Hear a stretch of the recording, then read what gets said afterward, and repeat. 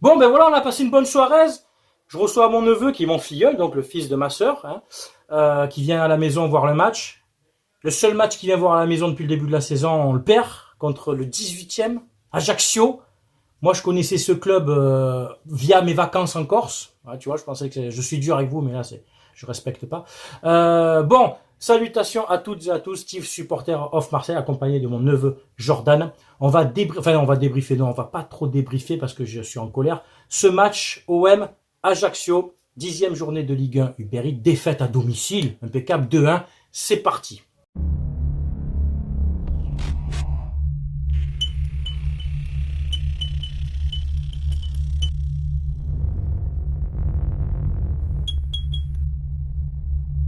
Alors tout d'abord, comme d'habitude, on va rendre quand même hommage à nos supporters. Dommage qu'on n'ait pas une équipe à l'image de nos ultras, je le dis souvent, mais il faut le dire, avec un superbe tifo au virage sud aux couleurs de la Provence. Vous savez que j'aime beaucoup ces couleurs rouge et jaune. Puis après tout, c'est nos couleurs, c'est la Provence. Belle ambiance, des tifos, des fumigènes, c'était superbe. Comme d'habitude, stade quasi plein pour un samedi à 17h, en jouant quand même un promu et un relégable. Et encore une fois, l'équipe n'est pas à l'image voilà, des supporters. Alors la compo, on avait Blanco dans les buts. Je sais pas, j'ai pas suivi si Lopez était blessé ou s'il y a quelque chose, mais c'est bien de faire tourner. Rien contre Blanco. Le but qu'il prend, la frappe, elle est sèche, elle est bien placée, il peut pas faire grand chose. Il a eu pas, de toute façon, Blanco, il a pas eu grand chose à faire parce que mon neveu a eu la pertinence de regarder les statistiques. Il m'a dit, t'as vu tonton, combien de tirs cadrés? Un tir cadré de but. Un tir cadré, 2 buts. Là, c'est de l'ordre de la magie quand même. Je veux dire là, c'est très fort. Comme je te disais, c'est le même match qu'on fait il y a 2 ans avec Villas-Boas contre Lille. On marque deux, je crois qu'il y a 2-1, on a fait un tir cadré, c'est le même. C'est de la magie. Même match. Voilà, on a un but contre son camp. Alors, je sais que vous allez me dire, ouais, Balerdi. Bon, Balerdi, il essaie de la dévier. Bon, après, il a, surtout en première mi-temps, parce que je regardais beaucoup son match, et mon neveu qui me disait, ouais, Balerdi. Bon, j'ai dit, observe-le, il a quand même récupéré pas mal de ballons. Sur le but, c'est Mbemba qui est pris De vitesse. de vitesse, et ça m'étonne un peu, mais il restait 1 heure et demie de jeu à ce moment-là. Moi, j'étais pas affolé. Il était en colère, ce que je peux comprendre. Moi, j'ai dit, bon, il nous reste 1 heure et demie, on va le taper le match. Avant le match, j'ai dit, ça va être une Tu formalité. les connais ces matchs-là, tu les connais, comme tu dis, tu peux les jouer. Tu peux jouer 10 heures le match, tu marqueras pas. Ça c'est prouvé à la fin, tu peux jouer 10 heures, tu ne mais marques pas. là, au moins, je te fais des oui, on peut continuer de jouer, mais tu marqueras jamais. On en a trop vu des matchs comme ça, tu le sais. Tu joues, il n'y a pas de façon. Genre, on a regardé les stats, 10 tirs pour l'OM à domicile, c'est scandaleux. 2 tirs cadrés, les gars. Dont le penalty. Le penalty fait partie des tirs cadrés.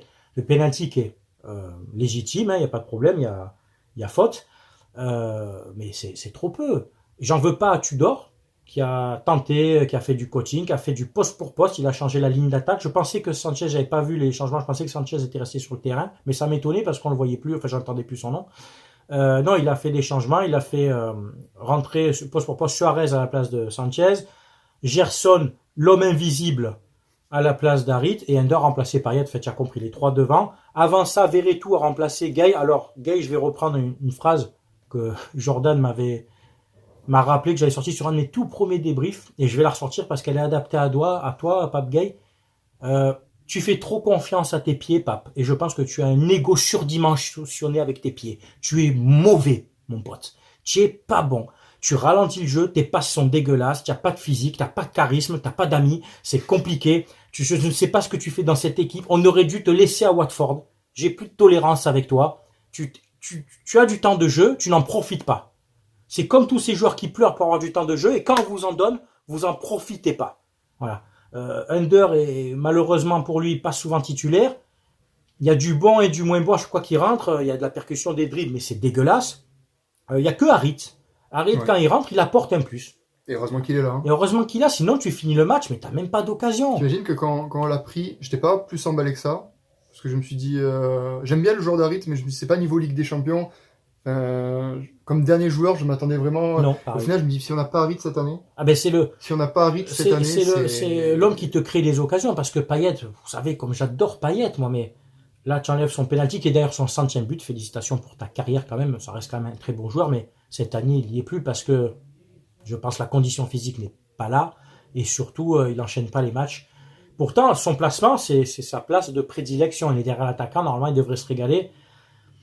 Je comprends pas. Autant Après, Gerson, perso, j'espère que je me trompe, hein, mais je pense qu'on part sur Enfin, après, on part sur une fin de carrière aussi pour c'est Payet, la fin de 36 carrière, ans. 36 ans, c'est ça. Je pense qu'à un moment, il faut s'y faire. Enfin, moi, personnellement, je le comprends comme ça, à Ouais, 36 c'est ans. ça, ouais.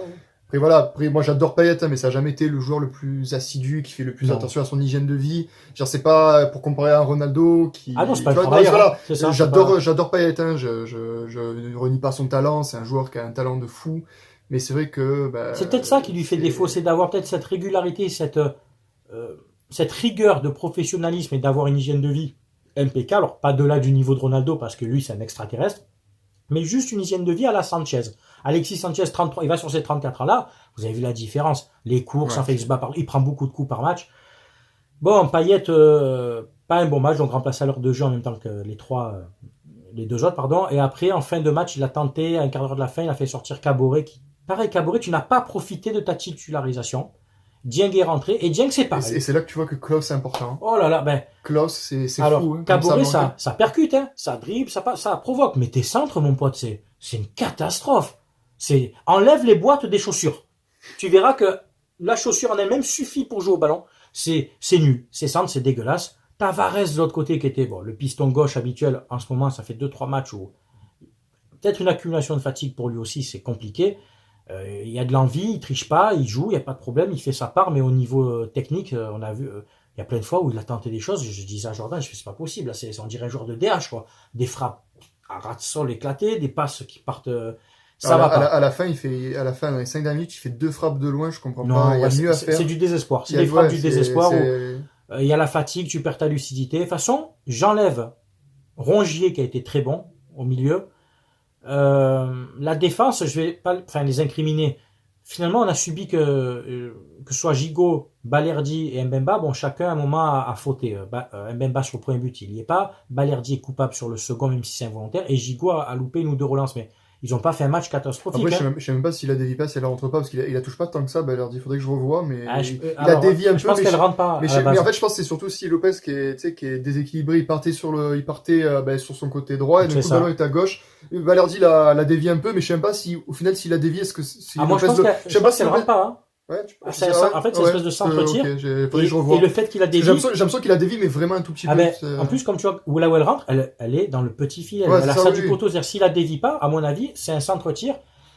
On peut pas lui en vouloir, les gars, parce non, que. c'est pour ça, non, j'en veux pas. C'est pas une passe ratée de sa part, c'est pas, voilà, c'est une déviation. De l'autre côté, dans le match, à un moment aussi, Ajaccio, il dévie, en deuxième mi-temps, je sais pas à quel moment. Bon, eux, ils ont la réussite, ça rentre pas.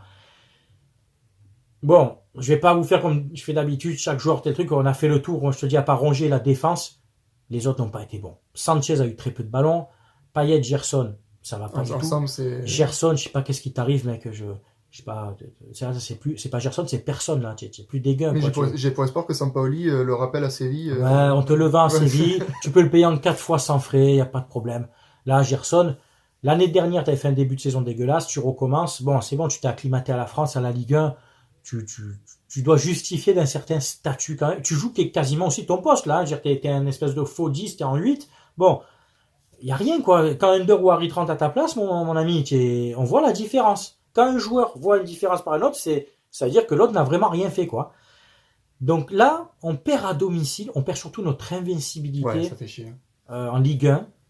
Contre Ajaccio. Tu m'aurais dit on perd contre, je disais, bon, Monaco, Lyon, Paris, ça reste quand même des. Non, mais tu vois, tu perds ton invincibilité la semaine prochaine contre Paris. Ça fait chier, mais j'ai envie de te dire, c'est dans la logique des choses. C'est dans la logique des choses. Dans la logique des choses. Là, tu la perds contre Ajaccio, et en plus, comment tu la perds? C'est ça. Ça rend fou. Ben, tu la perds que, j'avais pas l'impression qu'on pouvait retourner le match. En fait, on aurait pu jouer un moment. C'est ça, tu marques. Il n'y avait pas d'occasion. Je te dis, deux tirs cadrés, c'est pas normal, les gars. 9 tentatives de tir contre Ajaccio ça va pas du tout.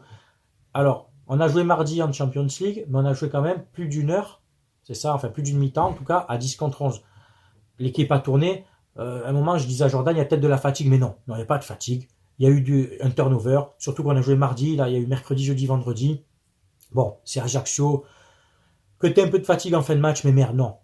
Faute professionnelle, voilà. Mais en fait, c'est ça, en fait, c'est ce qu'on disait, c'est le truc de l'OM, c'est qu'en fait, on a cette faculté, on a ce don, en fait, de relancer les morts, en fait, on ressuscite les clubs, c'est. Tu relances. T'imagines, comme disait, celui qui a marqué, là, je me souviens plus du nom Mousso, je connais pas. C'est son premier but en Ligue 1. Mais c'est, ce scénario, on le connaît, on relance les joueurs, les joueurs qui ont mis leur premier but en Ligue 1 contre l'OM. Les joueurs ou les clubs. Faudrait qu'on clubs. fasse une liste, en fait, de ces joueurs. Il y en a Et tu pas relances gagné. les mecs, ils ont gagné qu'un match, c'est contre Brest. Je crois que Brest, ils sont aussi, ils sont 18e, 19e. Donc au final, ils ont gagné contre un club qui Mais on était, a fait match nul contre Brest. Chez on eux. a fait match contre Brest. Putain, Ouais. c'est fou quand même ça. Donc en fait, on a galéré contre Brest, Ajaccio tape Brest, donc on perd contre Ajaccio. Là, il y a une certaine logique, t'as vu? Là, il y a une logique. Mais tu vois, tu gagnes des matchs en Ligue des Champions contre le Sporting. Le Sporting, même à 10 contre 11, c'est au-dessus d'Ajaccio. Tu tapes Nice 3-0 chez eux en une mi-temps et je comprends pas. Il y a un syndrome Vélodrome, j'en sais rien. T'as le meilleur public de France, un des meilleurs d'Europe, n'en déplaise aux haineux ou aux gens pas objectifs, qui te font des tifos et travail de malade, et tu n'es pas capable d'aller mentalement chercher au moins le nul. Allez. Tu sais que des fois, c'est à se demander si au final, le fait qu'il y ait les supporters, que ce soit chaud comme ça, on dirait que ça leur met une pression. Tu sais qu'ils osent pas, qu'ils sont complexés, qu'ils sont, je sais pas, au lieu que ce soit un plus, sur petit, c'est on dirait que c'est une pression négative pour vous. Parce que, quand tu vois contre le Sporting, il y avait personne, bon après, t'as l'impression qu'ils jouaient plus libérés. Bon, même si 45%, même, attends, qu'est-ce que je dis, 60% du match, on était à 10 contre 11, mais même avant, t'as l'impression qu'ils jouent plus, on dirait qu'il y a moins de pression. Ça se demandait si au final, on leur fout la pression, genre, on dirait qu'ils peuvent pas jouer avec, non. Je sais pas. Parce qu'ils savent que le supporterisme à Marseille, les ultras surtout sont présents, ils vont te pousser, ils vont te porter jusqu'au bout, mais ils sont exigeants. Et c'est normal. Quand t'es bon, on te met sur une statue, par contre, quand t'es mauvais, c'est... Ah ben c'est ça, Marseille, c'est la passion. Hein, ah oui, non, mais soit on te porte comme ça, par contre, on te donne de la force. Il faut le rendre sur le terrain. Tu peux perdre des matchs, mais si au moins tu as, comme on dit, cette fameuse expression facile, le mouillé de maillot, mais au moins que t'es pas triché, que t'es tout donné. Là, ce soir, sincèrement, il y a beaucoup de joueurs, ils n'ont pas tout donné.